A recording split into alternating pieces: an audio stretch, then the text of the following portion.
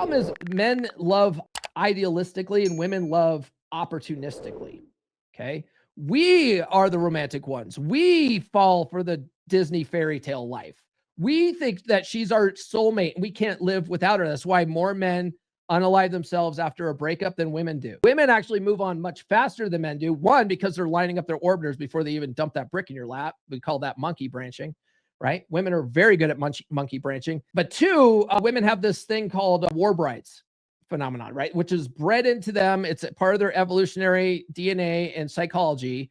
And it comes from, back when there was like war tribes, think of the Vikings, and someone would come and raid your village. They would kill all the men and all the boys, and they would take the women as spoils of war. And you either married these guys and just stayed alive and kept your, stayed alive as best you could, or you died. They would kill you. Right. So the women who stayed alive and then produced offspring like that got ingrained in the DNA. And so women naturally are like looking for, it's a survival instinct, right? So they will move on faster because it's out of survival, pure survival. Okay. Men will die. I will die for her. Right.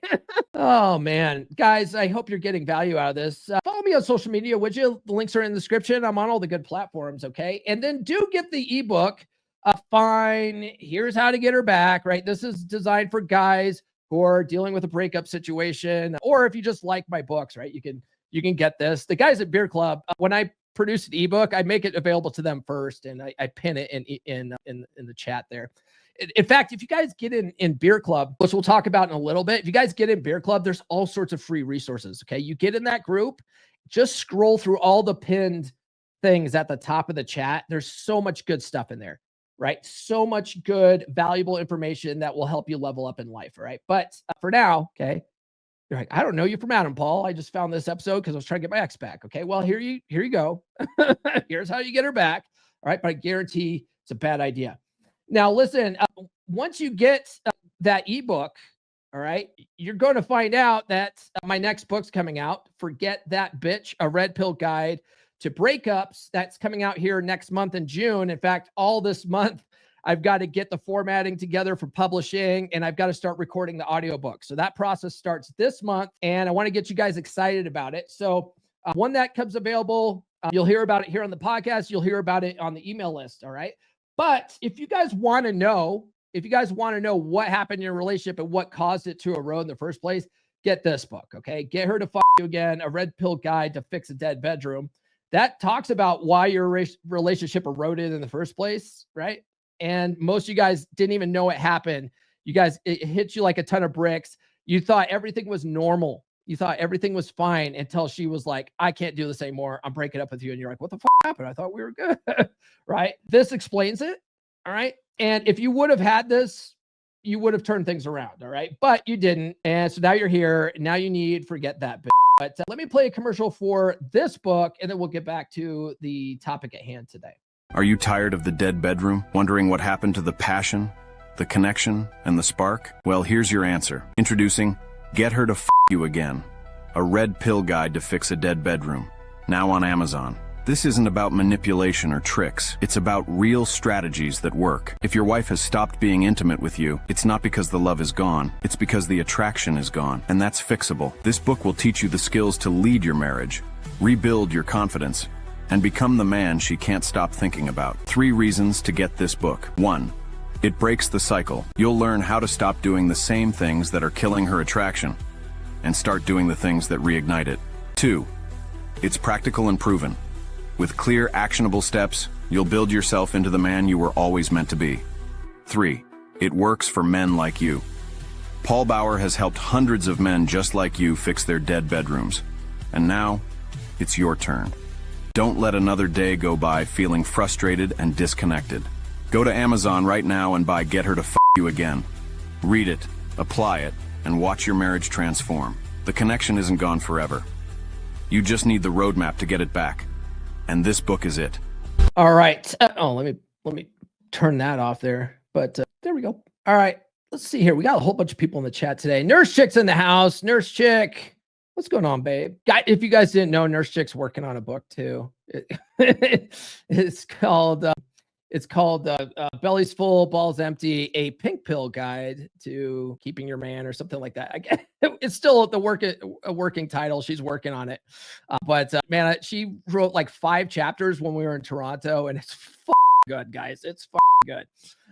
Anyway, she gets this. So naughty. I'm going to come. Yes, and she is, and I will. Cody Rogers loves a good hump day. And CW, brother CW from Beer Club says, morning, gents. What's good on hump day?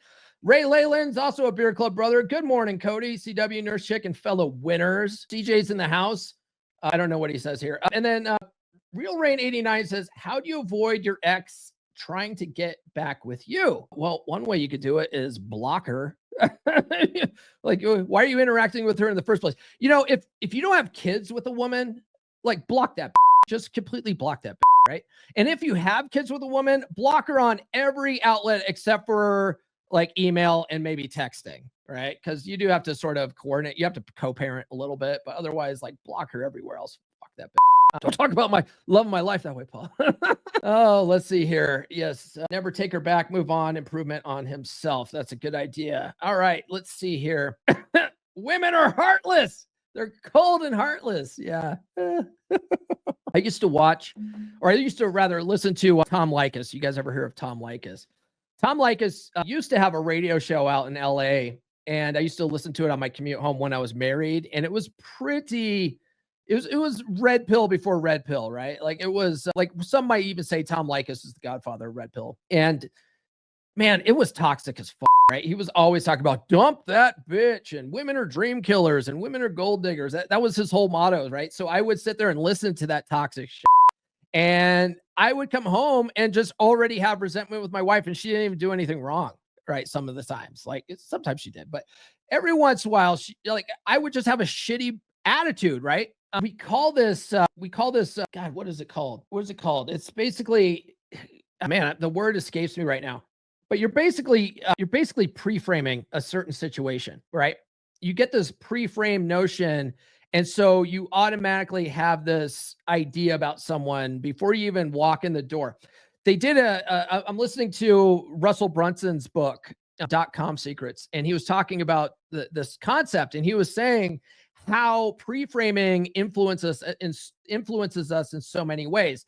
They did a study at a college where they had a guy come in as an assistant professor, and they handed out these like pamphlets to all the students, and half the students got a bio of him that was exactly the same, except for it said he's kind of a cold, no nonsense guy. He won't tolerate your stuff and like whatever. And another one was like, this guy is very empathetic. He's very caring. He's very understanding. Right. And so the group, like, he came in, gave the same speech, same lecture to everybody.